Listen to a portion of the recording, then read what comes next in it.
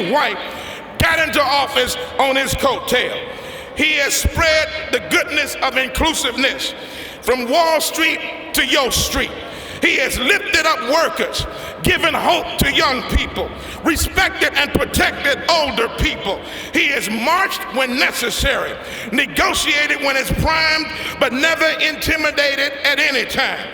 He is Jesse. He has been the ark by which so many others have passed through on their way to elective office or corporate position.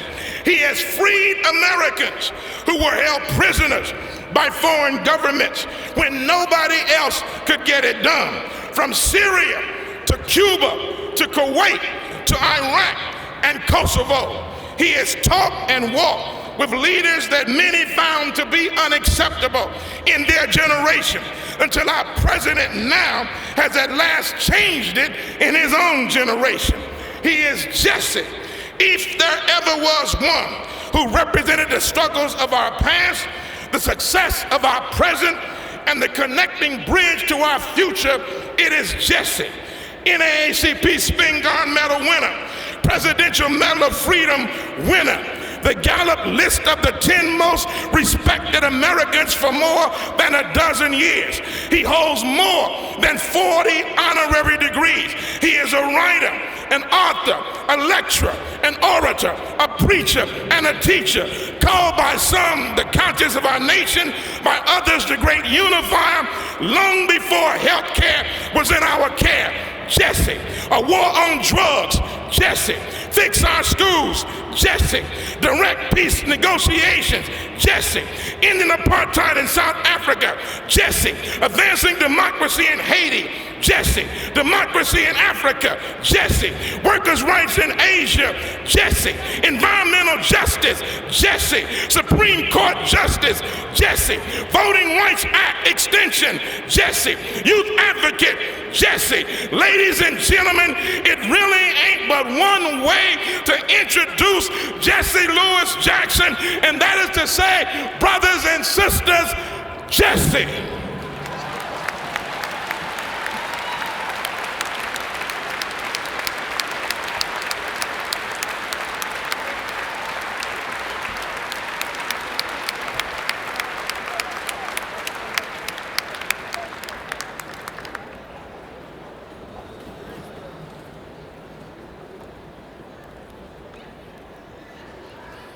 For such kind and generous and loving introduction, let me express my thanks to you, Brother Wendell, for your years of struggle and your years of integrity across the years. Before I go any further, I want us to bow our heads for the martyrs across this century, whose bloodshed and nights and days in jail led us to this glorious moment. Lest we forget Emmett Till, the jailing of Rosa Parks, the bombing of Dr. King's home, his assassination, Medgar Evers, Serena Goodman and Cheney, Jimmy Lee Jackson, the heroic work of Medgar Evers and James Meredith. We thank thee for the journey and for their blood, which fertilized the soil over a century to change America and the world for the better, and to be in this historic place, Detroit, to say thank you, God, for seeing us through. Amen. To Brother Wendell Anthony, to my friend and brother, Reverend Al Sharpton, with whom I've worked and watched him grow since he was 12 years old, to be the force of justice that he is today. We're blessed to have Reverend Al and all of his growth and development in our midst tonight. To my sister, Aretha Franklin, with whom I've worked since both of us were literally children.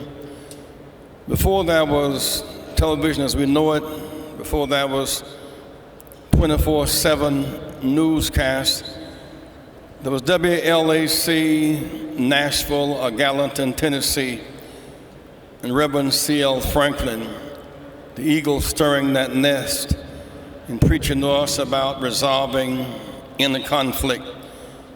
And there we gathered every Sunday night at 11 o'clock to hear Reverend C.L. Franklin, one of his 75 albums. And then one night, his daughter Aretha singing Never Grow Old. And then a fountain filled with blood. And she's never stopped from that pedestal her father put her on with God's grace and her awesome gifts. Aretha, we appreciate you. We love you so much. We really appreciate you. To the mayor of this city and the elected officials who are gathered today, I want to talk a bit about the journey from freedom to equality to Reconstruction. I don't want us to celebrate prematurely. I don't want to be a party pooper for those who have boundless and blind joy. We are not there yet. A joy it is to come to Detroit, a place where I have so many cherished memories. Detroit is not just your city, it is the soul of industrial America, the soul of our auto industry, of our music, of our unions, of great preaching. I've watched many sunrises and sunsets. The march led by Reverend C.L. Franklin and Nelson Jack Edwards and Shelton Taps and Dr. King marching in Detroit in '63 before the march in Washington, sunrise. I watched my sister Aretha emerge from the soul of New Bethel and the Motown sound and the amazing talents of the Motown family led by Berry Gordy. Sunrise. I remember Dr. King doing a risky thing, endorsing John Conyers to be congressman against our odds in Detroit. The night we celebrated the election of Coleman Young, the Cadillac Hotel downtown, and then President Barack Obama. We've gone through sunrise and now we are at high noon. 100 years later, we are free but not equal and in need of massive restructuring. The House is on fire. Dr. King warned in his last book, a fear of being integrated into a burning house. Our movement has inspired freedom around the world. We are better 100 years later. Walls down, bridges built from Selma to the White House. We defeated Jim Crow, women and people of color, the right to vote, workers the right to organize. We've made progress. August 28, 1955, Emmett Till lynched, how our hearts bled. August 28, 1963, Dr. King dreaming of America honoring its broker's promise. August 28, 2008, President Barack Obama in Denver, Colorado. We've known sunrise. There is a sense of joy because it's high noon in our politics. Women and people of color now traverse the landscape of American politics where we were once denied the right to vote. But it's midnight in our economy. Those who set the house afire got bonus parachutes and fire hoses.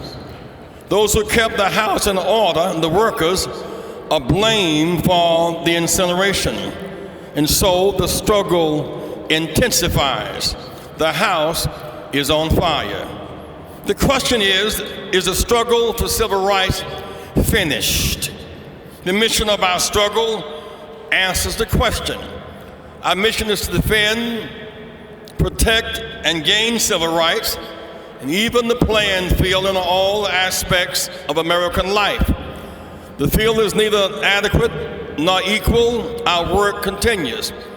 While we're number one in tennis, in football, in basketball, and golf, and baseball, and track, and presidential politics, we're also number one in infant mortality, number one in short life expectancy, number one in unemployment. 2.3 million Americans are in jail tonight. 1 million are black. 500,000 are Latino. We're the soul of the jail industrial complex. The struggle continues. Just this past week, an argument before the Supreme Court to take away the obligation to enforce the Voting Rights Act of 1965 is very much like 1877. After 246 years in legal slavery, they removed the truth and they took it all back. We cannot imagine it happened until the NAACP emerged in 1909. There are those who say that we don't need the Voting Rights Act because we have a black president. That is as if saying because Frederick Douglass would be president, we don't need the 13th Amendment. Civil rights enforcement is not to be seen as a burden, but a machinery for checks and balances. We cannot suspend our quest for equality and parity.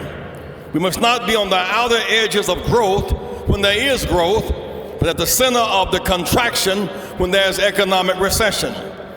It's high noon in our politics, but midnight in our economy.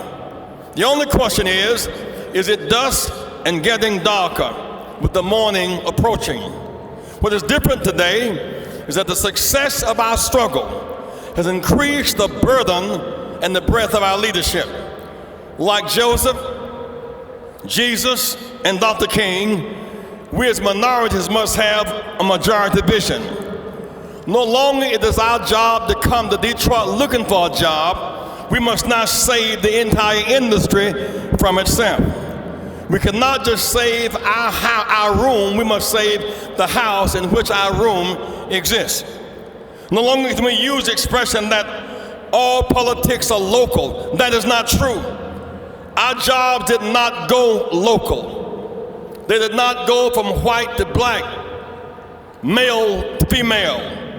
When you pick up that cell phone, that's global. Then microchip, then memory chip, electronic infrastructure in your car, your truck, your train, your plane. 3/4 of all laptops are made in Taiwan. Your Nike tennis shoes made in Indonesia. Your watches, you watch time tonight. All politics are global. It was wrong to deny the auto industry needed loans to be paid back to restructure and survive. It was wrong to deny auto industry loans and call them grants, and then give bailouts to the banksters without obligation. Give money to the banksters and deny money to the workers as a loan is not fair. The banks are getting unsolicited gifts and bailout funds with no mandate or linkage to stop the foreclosure of houses, the loss of jobs, exploitative student loans, $95 billion a year, $12.5 trillion in stimulus for the banks, and economic blood transfusion.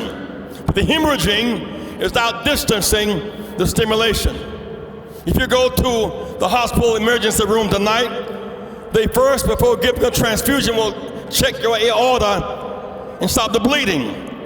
We cannot have joy while Chrysler is in bankruptcy and GM is in line. We must fight back to protect American manufacturing.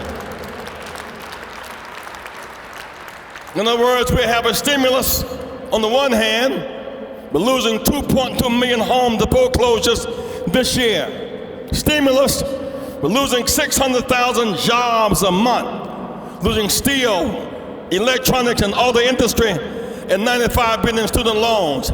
Hemorrhaging out the back is greater than stimulus in the front. Bail out the banks. It's like watering the leaves. We must cry out bail out the neighborhoods, bail out East Detroit, bail out cities, bail out states. Those that never engaged in subprime lending in the first place. Bail out First Independence Bank in Detroit, not just Citigroup in New York. Bail out bottom up, not just trickle down from the top. The original purpose of the bailout was to stem the tide of home foreclosures, a crisis driven by corruption and mismanagement, racial profiling, targeting, steering, and clustering. Explain to me why the Treasurer of the United States, Mr. Paulson, and the head of the Federal Reserve persuaded Bank of America not to reveal the toxicity of Merrill Lynch, and no one of the banksters has been indicted, and yet for 5 grams of crack you go to jail for 5 years. I say stop celebrating and get ready to march and fight back. The banks are getting free money and charge the students a fee for a loan. Banks get money for free and charge students a fee. The federal government borrows money at 0.54% and sells to students at 8%. The federal government makes its money off of student loans. We must bail out America's children. Let these kids have the same deal banks get. Bail out our children. We've gone from manufacturing 15 million cars a year to 9 million. Minority dealers and suppliers are disproportionately hit by the crisis, and that must be addressed. The massive investment, there must be an obligation to restructure and include those who've been historically locked out. We cannot have last in and first out policies with government money. Those that came in last in the margin need stimulus. Our small businesses need access to capital and credit and target support. This is within the 4th stage of our struggle. We survived stage 1, ending slavery. Stage 2, ending legal Jim Crow. Stage 3, the right to vote. Now it's time for access to capital, industry, and technology.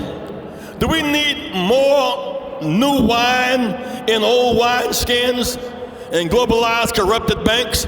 Or do we need smaller banks targeted with a mission for reconstruction, revitalizing industry and abandoned neighborhoods? Any reconstruction does not take into account the Asian factor is in fact blind and doomed to fail. We should not fear globalization, fear unjust rules. In August of last year, in the Athletic Olympics, things went well. We won our share of gold medals in Beijing, track, and basketball, and swimming. Why did we do so well in Beijing? There was Olympic oversight. The game started 0-0. The rules were clear, the field was even. But when you globalize capital and don't globalize workers' rights, and don't globalize human rights, and don't globalize women's rights and children's rights, you cannot survive. I was in Malaysia last week and in Thailand just 2 weeks ago. I went to a BMW plant in Malaysia. A BMW plant. Workers in that plant make $300 to $500 a month. They sell a Series 7 at $450,000. There are 100 such plants around the world. Workers in the BMW in Malaysia, $6,000 a year, and you cannot get a Ford, Buick, or Chrysler there. We demand that we play the game by one set of rules. Don't lock us out. I was asked when I went to Thailand and Malaysia, why are you going well beyond and we got problems here at home? I said, well, you're talking on the telephone made in Malaysia. Your Panasonic made in Malaysia are made in Japan. I went to a Freescale plant where they make the infrastructure of our electronics of our cars. Workers make $2,000 a year. All that stuff in your car that comes back here packaged, comes from trafficking of women and child labor. We cannot just we got to fight back like hell to survive. We got our hands full. We're going to fight. This fight is not over, my friends. We're an interesting deal after World War II. Watch this. A military model says power is in the bomb. So we will not allow others to make bombs. We will not let them have a nuclear arsenal. We will not let them have fighter jets. Our military budget, biggest in the world. They can only make microchips and computers and TVs and cell phones. We make what ain't nobody buying, and they make what everybody wants. The stakes are high. I said this as I prepare to leave you tonight.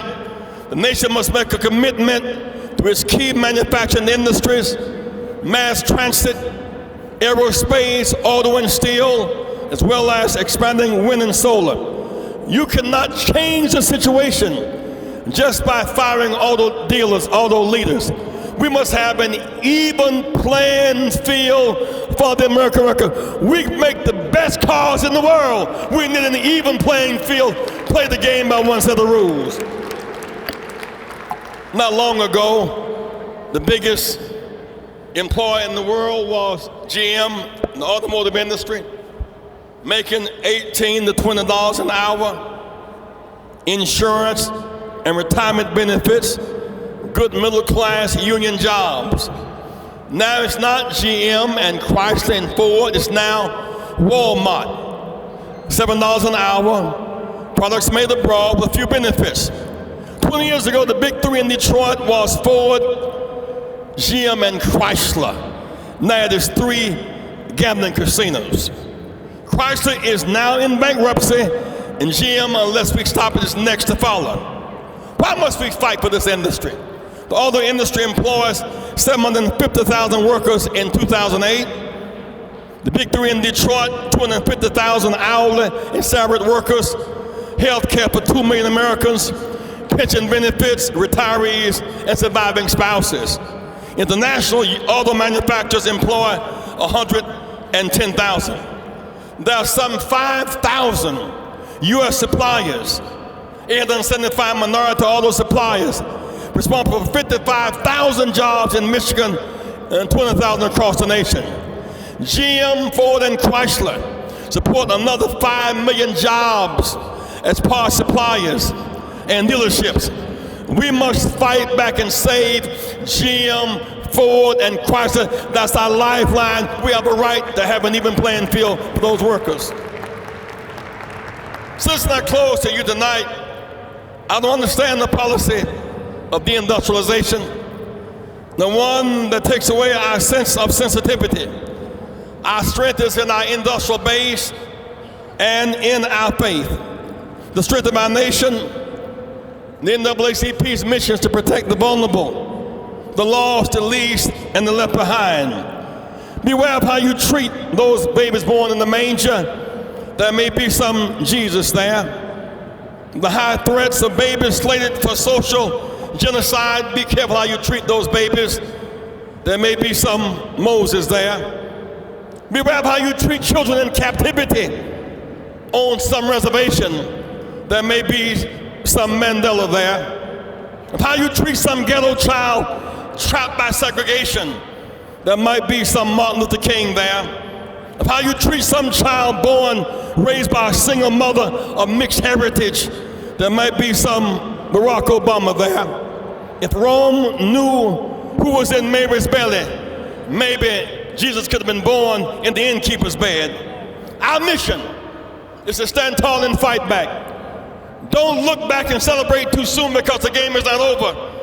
Our God is a wonder. There are 3 great questions that will haunt us as leaders. Vanity asks, is it popular? Politics asks, can it win?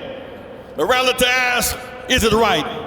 Ultimately, is it right? We must defend the poor. Go to East Detroit, support the needy. It may be neither politic nor popular. Is it right? It's time for massive, disciplined, direct action to The call for workers is a moral cause, and we cannot survive on memos and emails. The bankers march every day, but they march down the corridors of Congress and the halls of power. It's time to fight back. Our corridor is some street, some road, some boulevard. Refuse to leave the plant. It's your plant. Just don't leave. Refuse to leave the house. It's your house. It's time for righteous rebellion, civil disobedience. We must fight. We fought to get the job. We must not fight to keep them. Don't you sit there looking sad. You better get up and fight back, unless you will watch your jobs go down the street. For the poor, they say patience. For the bankers, they say emergency. The banks are too big to fail. The neighborhoods are too small to matter. So on to Dr. King's legacy. Homeowners facing foreclosure, don't be silent. Cities, the closing plants, don't be silent. The Voting Rights Act is in jeopardy. Don't be silent. Let your voices be heard. Speak up and speak out. Don't be silent. Let your voice be heard. Let your faith be manifest. I know it's dark. You've lost your job. You've lost your house. You can't make your child's note. You're about to give up. You turn the liquor to anesthetize your brain. You fight your wife. You get trapped in domestic violence. You stop going to church. You lose your hope. You give up on God, but don't give up on God. We fall down sometime, but we get back up again and again and again. I know it starts with the morning cometh. The Lord is our light and our salvation. Whom shall we fear? The Lord is the strength of our lives. It's dangerous out here when we talk this talk, when we go back to the streets again.